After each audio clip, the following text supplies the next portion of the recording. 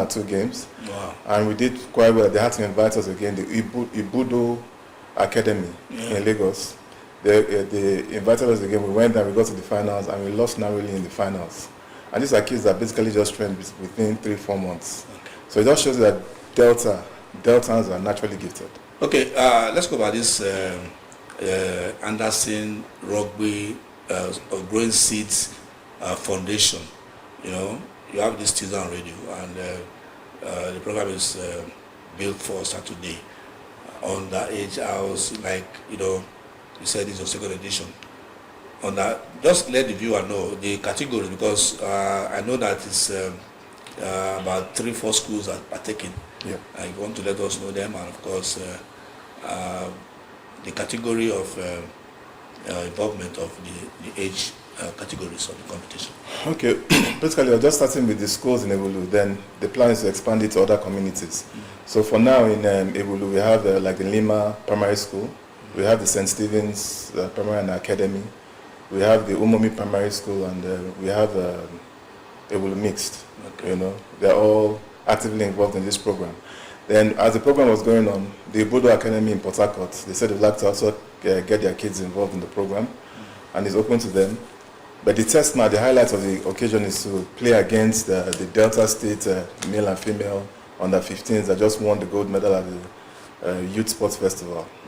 So we are trying to see how we can, we'll definitely build our team within the boys that we have within our academy to play against the Delta team, the male and female team.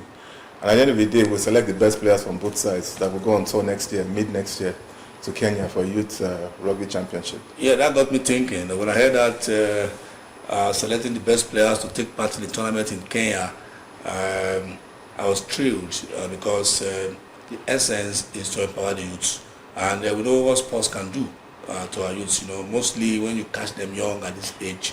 I cherish the where you're coming from, under 10s, under 13, under 16. That is the youth games in under 15. And I mean, you talk about your team playing the gold medalist of the just completed youth games that we hosted in Asaba. We still have 3 more years to host that youth game, so you still have the opportunity to come around with your selected teams to play them. How do you really catch this young lads, you know, how do you catch their interest, you know, because rugby is not a popular game in this part of the world? Well, I think rugby is not popular, but rugby is something that is a language that is easily understood. Because if you look at the history of rugby, rugby is an offspring of soccer. Okay. You understand? So the skill set is almost the same, you know. So when I've realized that most of the people that actually switch from rugby, I mean from football to rugby or rugby to football, there's a similarity, even their training and everything like that. So the community just easily buys into it. So when we go into any community and we introduce rugby, they just instantly love the game.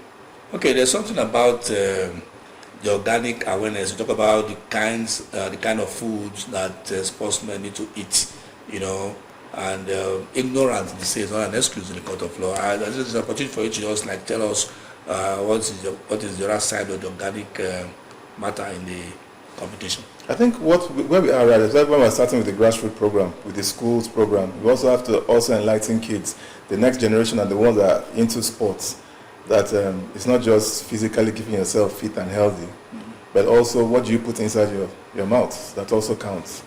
Because a lot of people are ignorant. They have the conventional ways we eat and we have the organic ways we eat.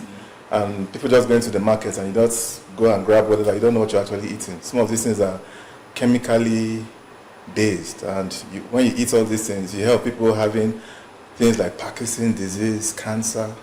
And when you look at the history behind these things, when you trace into the history, the food that they've been eating.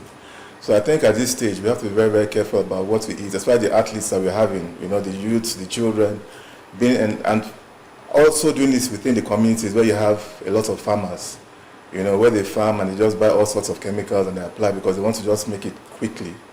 So just enlighten them on, you know, the best way to plant and eat right. Like if you look at our grandfathers, our forefathers, they actually applied a lot of organic ways, but now a more modern way approach of doing organic farming. And that's the awareness we want to do. So all these athletes too, when they even retire, they are still healthy, fit. We don't have underlying illnesses that are traced to the kind of food that we eat. So this is the stage in which children and their parents are enlightened on that day. So no one will be there to also enlighten us. Okay, so that Saturday, you mean that you're going to put proactiveness into this, and I would like to see that it's going to pan out, collaborating with the sport activities. Definitely. Okay, now let's take a break. Let's take a look at that rugby game, just briefly. We'll be right back. Rugby, I can say the son of Fred Ajudo are there, who lives in the US. I was drafted to play for the national team, and I actually brought him here to this studio. We talked about rugby. Now, Emeka, you were